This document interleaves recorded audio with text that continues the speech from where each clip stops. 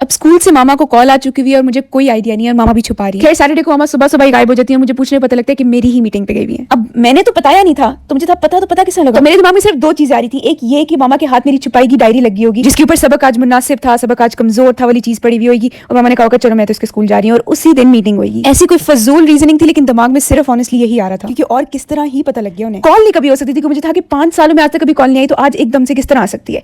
I didn't even know if they had a number. खैर मामा घर आती हो कहती तो अपनी डायरी छुपाती हो मेरे से, मुझे इतनी शर्मिंदगी हुई। मैंने उन लोगों से बोला आप लोग डायरी नहीं भेजते, पता ही नहीं लगता बच्चे का स्टेटस क्या है, प्रोग्रेस क्या है उसका। तो वो कह रहे थे नहीं हम तो भेजते हैं, आपके साइन होके भी आते हैं। फिर उन्होंने कहा मुझे पता है तुम्हारे पास डायरी पड़ी हुई है, फौरन से पहले लेकर आओ और मुझे दिखाओ। एक्सट्रीम लेवल वाली बेइज्जती होती है ना, वो हुई। वो भी नहीं कि एक दिन में खत्म हो जाए, हर दिन स्कूल जाती थी आंखों आंखों में बेइज्जती होती थी, घर आती थी टका के बेइज्जती होती। अब मुझे आहिस्ता आहिस्ता गुस्सा चढ़ी जा रहे अपने ऊपर नहीं, मामा के ऊपर भी नहीं, कारी साहब के ऊपर। क्या ही जरूरत पड़ गई थी एक छोटे बच्चे की शिकायत लगाने की, इतने बड़े अंकल हैं आप। तो मैं सारा दिन उनको ईशान की तरह घूरियां मारती थी, मुझे था कि मेरा तो सारी जिंदगी बर्बाद कर दी, मेरा सुकून सारा ले लिया जिंदगी से, इतनी जलालत होती है। अब वो एक दिन फिर से मुझे कुछ कह रहे